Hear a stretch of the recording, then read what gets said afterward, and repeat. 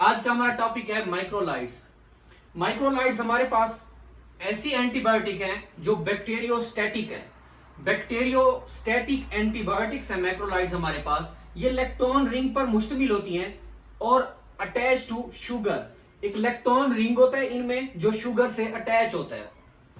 अब हमारे पास माइक्रोलाइट्स जो ये एंटीबायोटिक्स हैं, बेसिकली हम इनको क्यों देते हैं? जो माइक्रोलिड्स हैं, हम इनका मैकेनिज्म ऑफ एक्शन क्या है कि इनका मैकेनिज्म ऑफ एक्शन है कि ये हमने बैक्टीरियल प्रोटीन की जो सिंथेसिस है उसको इनहिबिट करना है। ठीक है, हमने जैसे पहले एंटीबायोटिक्स पढ़ी, पेनिसिलिन, फेलोस्पोरिन, उनमें था कि हम बैक्टीरियल सेल वॉल को इनहिबिट करते थे। ठीक है, अगर हमने बैक्टीरिया को किल करना है तो हमें बैक्टीरिया की जो सेल वॉल है उसको इनहिबिट करना पड़ता था पेनिसिलिन और सिफेलोस्पोरिन में। लेकिन मैक्रोलिड्स में हमें बैक्टीरिया को किल करने के लिए उसकी प्रोटीन्स को इनहिबिट करना पड़ता है इसमें। तो मैक्रोलिड्स ऐसी एंटीबायोटिक्स हैं जो बैक्टीरियल प्रोटीन्स को इनहिबिट करती हैं by binding to 50S ribosomal subunit. ठीक है, 50S राइबोसोमल सब यूनिट के ऊपर ये बाइंड करती हैं और जो बैक्टीरियल प्रोटीन सिंथेसिस है उसको इनहिबिट करती हैं।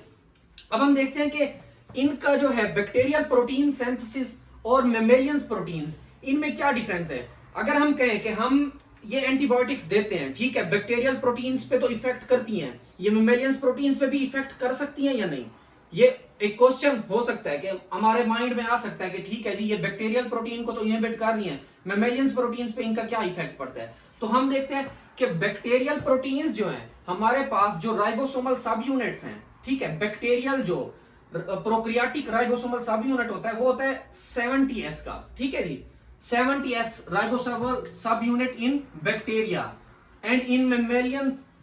हम देखते हैं ह्यूमंस या मेमेलियंस में हमारे पास राइबोसोमल सब यूनिट होता है 80S। ठीक है, 80S का।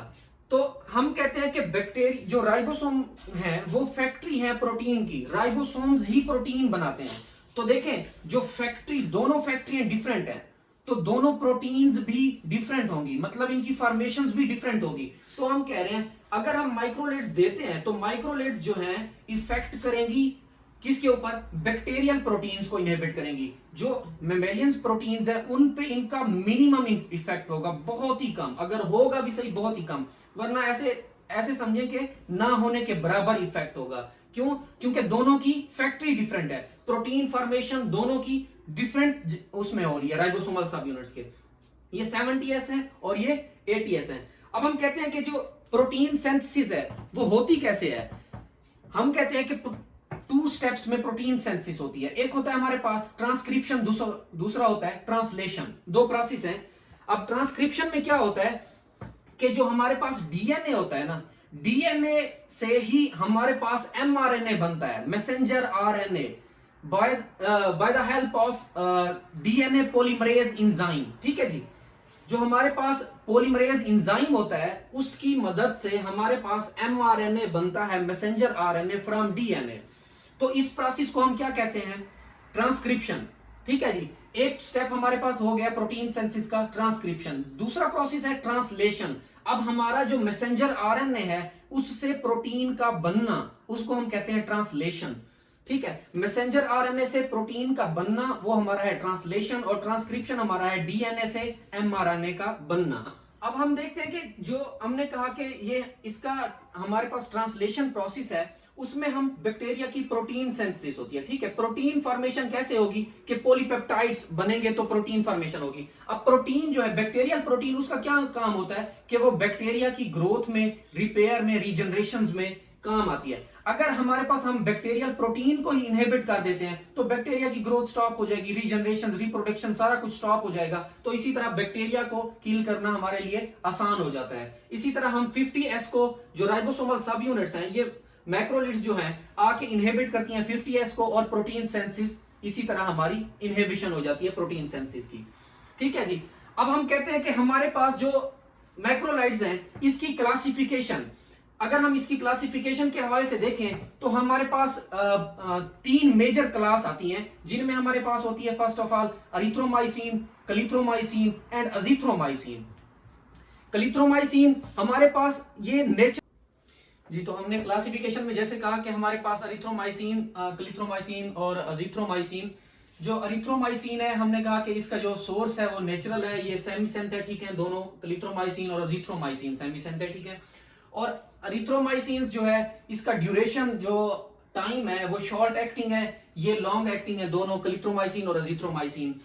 हम अरिथ्रोमाइसिन को जो है ना किस इन्फेक्शंस में देते हैं, तो हम इनको कैंपेलोबैक्टर के अगेंस्ट देते हैं, क्लाइमेडिया के, माइकोप्लाज्मा, लेजोनीला, लिस्टीरिया, बोर्डिटेला पर्टोसिस। ठीक है जी, ये वो बैक्टीरियल इन्फेक्शन है जिसके अगेंस्ट हम अरिथ्रोमाइसिन रिकमेंड करते हैं।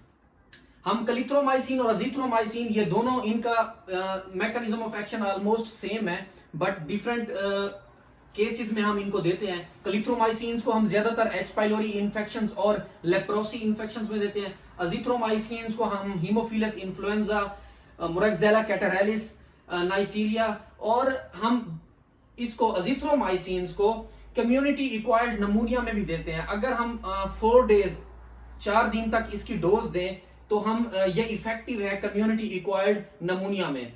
हम गुनेरिया में भी देते हैं अजिथ्रोमाइसिन को as an alternative of ceftriaxone, और हम सिफेलिस इन्फेक्शन में भी देते हैं as an alternative of penicillin G. Penicillin G के अल्टरनेटिव के तौर पर भी अजिथ्रोमाइसिन को सिफेलिस इन्फेक्शन में देते हैं। ठीक है जी। और अजिथ्रोमाइसिन ज्यादातर हम अपर रिस्पिरेटरी ट्रैक इन्फेक्शंस में देते हैं। ठीक है, जो हमारे पास अरिथ्रोमाइसिन हैं इसके साइड इफेक्ट बहुत ज्यादा हैं, तो इस वजह से हम अरिथ्रोमाइसिन को ना अवॉइड करते हैं, बहुत कम ही यूज की जाती है अरिथ्रोमाइसिन। जो हमारे पास क्लिथ्रोमाइसिन और अजिथ्रोमाइसिन है ये बहुत ही इफेक्टिव हैं, और इनका एक तो ड्यूरेशन जो ये लॉन्ग एक्टिव है और ये शॉर्ट एक्टिंग है। ठीक है, सिंगल डोज ऑफ अजिथ्रोमाइसिन हमारे इन इन्फेक्शंस में इनफ होती है, सिंगल डोज ऑफ इसकी। तो हम जो अजिथ्रोमाइसिन है इसको मोस्टली अगर ओरल फॉर्म में रिकमेंड करते हैं तो हम बिफोर 1 आवर ऑफ ईटिंग, खाने से 1 घंटा पहले, या आफ्टर 2 आवर्स के, या खाने के 2 घंटे बाद ही हम अजिथ्रोमाइसिन को रिकमेंड करते हैं। दूसरा यह है कि जो अरिथ्रोमाइसिन है इसकी जो है इनकम्प्लीट अब्जॉर्प्शन होती है फ्रॉम जीआईटी से, और क्लिथ्रोमाइसिन और अजिथ्रोमाइसिन ये कंप्लीट अब्जॉर्ब होती हैं जीआईटी से। Resistance to macrolides. अब हम डिस्कस करते हैं कि बैक्टीरिया किस तरह मैक्रोलाइड्स को रेजिस्टेंस शो कराते हैं। ये 2 तरह से करा सकते हैं, एक तो ईफ्लक्स पंप के जरिए। ईफ्लक्स पंप मतलब ये है कि ये एक पंप जनरेट कर लेते हैं, अगर ड्रग उस बैक्टीरिया के अंदर इंटर हो भी जाती है तो ये ईफ्लक्स पंप के जरिए बाहर चली जाती है। ठीक है, ईफ्लक्स पंप उसको बाहर धकेल देता है, ये एनर्जी डिपेंडेंट होते हैं ईफ्लक्स पंप। ठीक है जी, एनर्जी के जरिए ये बाहर चले जाते हैं बैक्टीरिया से।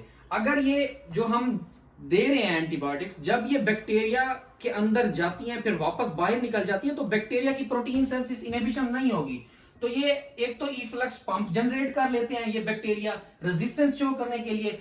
तो सेकंड हमारे पास है methylase. Methylase encoded by ERMS gene. ERM gene हमारे पास है अरिथ्रोमाइसिन राइबोसोमल मिथाइलेशन जीन।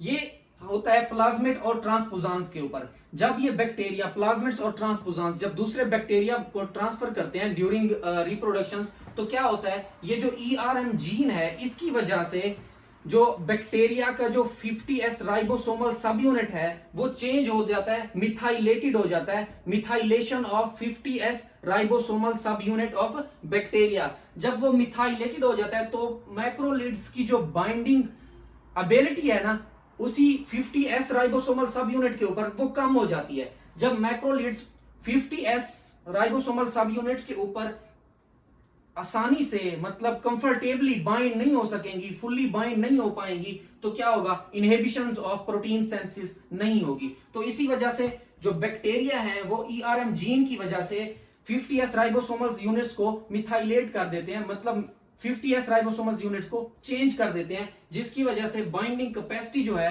मैक्रोलाइड्स की वो उनके ऊपर कम हो जाती है। तो इसी तरह ये सेकेंड वेज इस तरह ये रेजिस्टेंस शो कराते हैं। अब हम देखते हैं इनके साइड इफेक्ट। साइड इफेक्ट हमारे पास हैं, नोजिया हो सकता है इनकी वजह से, वॉमिटिंग हो सकती है, ठीक है, डायरिया हो सकता है, इनमें एपिगैस्ट्रिक पेन होता है। ज्यादातर ये जो ड्रग्स हैं जीआईटी मोटिलिटी को इंक्रीज करा देती हैं bye acting on the मोटिलिन receptor. ठीक है जी, तो हाइपर सेंसिटिविटी रिएक्शंस भी हो सकता है इनकी वजह से, जिनमें हमारे ऊपर जो है स्किन रैशेस हो सकते हैं।